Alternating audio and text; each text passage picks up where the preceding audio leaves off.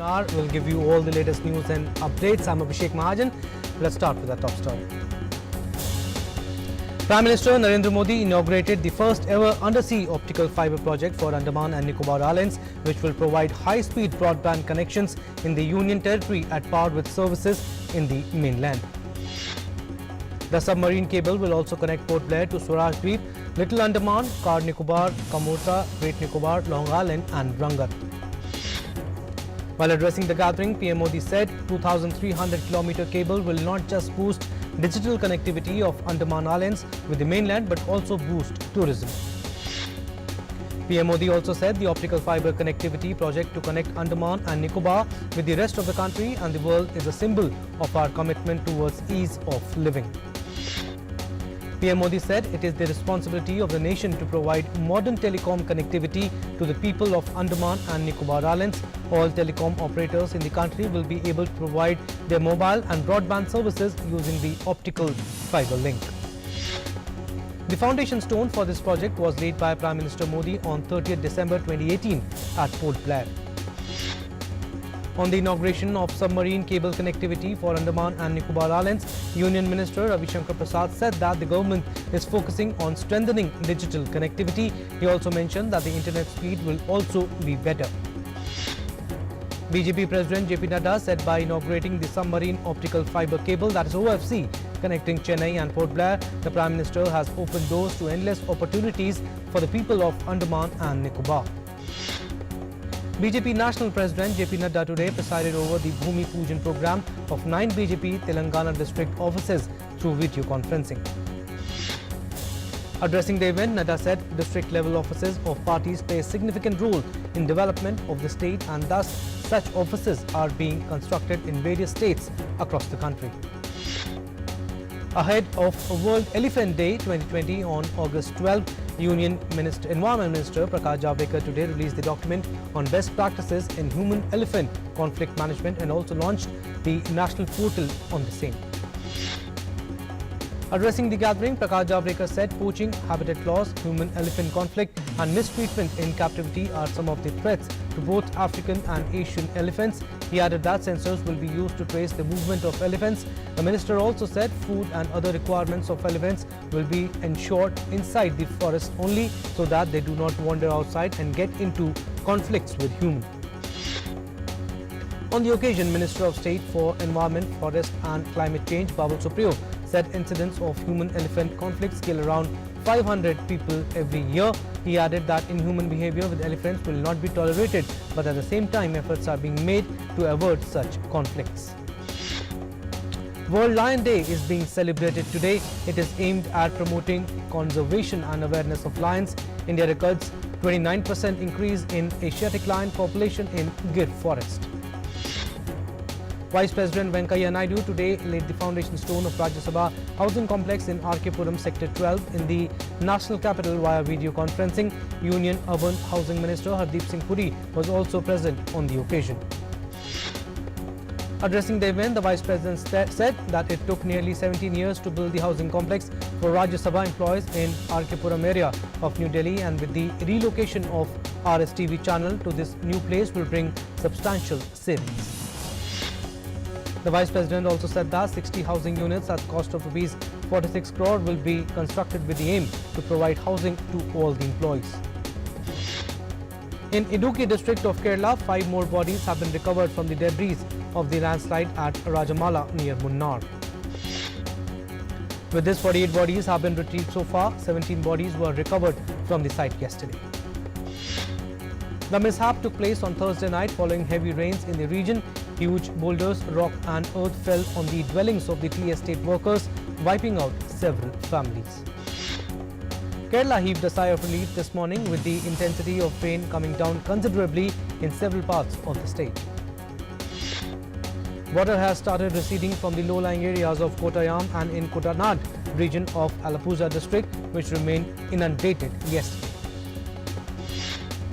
The Met Department has said moderate rainfall accompanied with gusty winds reaching up to 40 kmph is likely at isolated places across Kerala and in Lakshadweep Islands.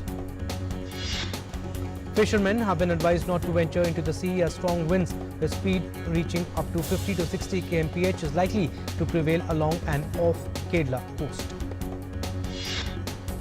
In Bihar, the flood situation remains critical as the flood waters spread to some new areas. More than 74 lakh population spread over 1,232 panchayats in 125 blocks of 16 districts are facing the wrath of floods. 23 teams of NDRF and 10 teams of SDRF are engaged in relief and rescue operations in Bihar. According to State Disaster Management Department, 23 people have so far died in flood-related accidents. 7 relief camps are being run where over 11,000 people are sheltered. Medical teams are deployed in the affected areas. Chief Minister Nitish Kumar and his cabinet colleagues are constantly visiting flood-affected areas to take stock of the situation. The river Ganga is below the danger mark all along its course in Bihar except Kahalgaon, where it is 17 centimeters above the danger mark. The Met Office has predicted light rain in catchment areas of all the rivers in Bihar today. In Uttar Pradesh, Chief Minister Yogi Adityanath has directed officials of the flood-affected districts in state to continuously monitor the flood situation with the help of drones and through ground patrolling. 802 villages of 20 districts in state are currently flood-affected.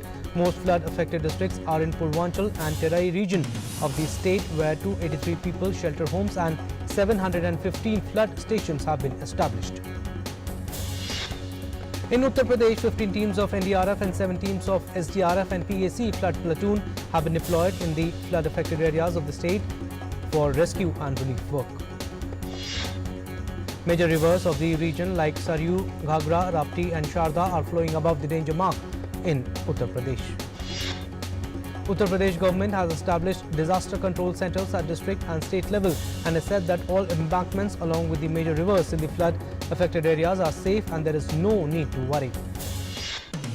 According to IMD, the low-pressure area persists over northeast Madhya Pradesh and neighbourhood. However, its vertical extension has reduced compared to yesterday. It is likely to move northwestwards and merge with the monsoon through during 48 hours. Moderate to severe thunderstorm accompanied with lightning very likely at isolated places over northeast Rajasthan and western parts of Uttar Pradesh. Delhi Police steps up security in the national capital ahead of Independence Day. Stringent security arrangements are being made in view of Independence Day and vehicles of commuters are being checked. President Ramnath Kovind paid floral tributes to V.V. Giri, former President of India, on his birth anniversary at Rashtrapati Bhavan today. The President and officials of Rashtrapati Bhavan paid floral tributes in front of the portrait of Sri V.V. Giri. The Supreme Court today granted time to the University Exams Commission to respond to the position taken by the Maharashtra and Delhi government to cancel university exams amid the COVID-19 pandemic. The Apex Court has also sought reply by UGC to address the question whether the Disaster Management Act would override the UGC notification on guidelines for exams. Next hearing is on 14th August.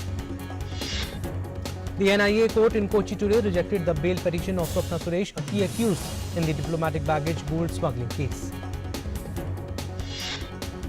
Dismissing the petition, the court rejected the contention of the accused that the provisions of Unlawful Activities Prevention Act will not apply as it is a case of gold smuggling.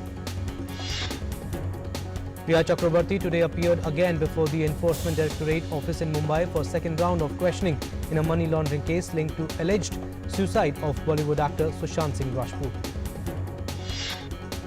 Central Bureau investigation has obtained all the documents related to Bollywood actor Sushant Singh Rajput case from the Bihar police. CBI is in constant contact with ED officials. All the information that the ED has so far is being collected by the CBI. Supreme Court asked Delhi government to file affidavit on what steps have been taken to curb air pollution. The Apex Court also asked the centre to formulate rules or law to prevent and confiscate vehicles running on kerosene and said kerosene-run vehicles cannot ply on roads. Pakistan again violated ceasefire in Balakot sector, district Poonch. Pak initiated unprovoked ceasefire violation by firing with small arms along LOC. Indian Army retaliated befittingly. 115 persons injured in the mishap at the Calicut International Airport at Karipur are currently undergoing treatment at various hospitals in Kozhikode and Malappuram districts. Of these, 14 persons continue to be critical, while 57 persons were discharged after treatment. State police have formed a 30-member team to carry out a probe into the incident. Supreme Court will hear plea filed by BJP MLA Madan Dilawar tomorrow. Advocate Harish Salve told the court that this qualification issue is pending before the single judge of High Court. Those 6 MLAs have now approached Supreme Court in a transfer petition. Assembly session starts on 14th August. Therefore, the matter should be heard by Supreme Court. India's COVID-19 recoveries crossed the historic peak of 1.5 million. Highest ever single-day recoveries of 54,859 today. The recovery rate has risen to 69.33. In India, recoveries exceed the active cases by more than 9 lakh. Case fatality rate touches a new low of 2%. COVID-19 infection still remains concentrated in 10 states that contribute more than 80% of the new cases. While with 1,007 deaths recorded in the last 24 hours, 44,386 deaths have been recorded so far. Recovery of over 15 lakh has been made possible because of the policy of testing aggressively, tracking comprehensively and treating efficiently. According to the Indian Council of Medical Research, the total number of COVID-19 samples tested so far is 2,45,83,558, including 4,77,023 samples tested yesterday. The number of coronavirus cases recorded worldwide has crossed 2 crore, while over 7,33,000 people have lost their lives so far. Total recoveries worldwide stand at over 1 crore 28 lakh. The United States and Brazil remain worst affected countries in terms of COVID-19 infections and fatalities. United States has more than 51.99 lakh cases and over 1.65 lakh fatalities so far. The USA has registered over 47,000 new cases of coronavirus in the last 24 hours. US President Donald Trump attended a private fundraising dinner in New Jersey on Sunday after he took executive actions over COVID-19 financial aid. Donald Trump also sought to look after matters on signing executive orders and memorandums aimed at unemployment benefits, evictions, student loans and payroll taxes affected by the pandemic. Brazil has so far registered over 30.35 lakh cases of COVID-19 and over 1 lakh deaths. São Lucas Hospital in southern Brazil is taking part in large-scale trials for a vaccine to prevent COVID-19. São Lucas Hospital is monitoring 852 volunteer healthcare workers as part of its participation, along with 11 other centers across the country in the research. Lebanon continues to grapple with the aftermath of the explosion that was caused due to 2,750 tons of highly explosive ammonium nitrate on Tuesday. Protesters called on the government to quit over what they say was negligence that led to Tuesday's explosion. Amidst the crisis, 2 government ministers resigned in Lebanon, saying the government had failed to reform. Indians in America held a protest against China outside the Capitol Hill in Washington. Protesters gathered against China's aggression towards India and the human rights violations while they displayed anti-China posters, banners and raised slogans against the country. Vietnamese, Americans and members from the Tibetan community also joined them to stand in solidarity. Afghanistan agreed to release 400 hardcore Taliban prisoners, paving the way for the beginning of peace talks aimed at ending more than 19 years of war. Sri Lanka's former President Mahinda Rajapaksa was sworn in on Sunday as the country's new Prime Minister at a historic Buddhist temple days after his party won a landslide victory in the general elections. Volunteers in Mauritius are scrambling to create cordons to keep leaking oil from a tanker away from the island. The MV Wakashio, believed to be carrying 4,000 tons of oil, ran aground on a coral reef of the Indian Ocean island on 25th July.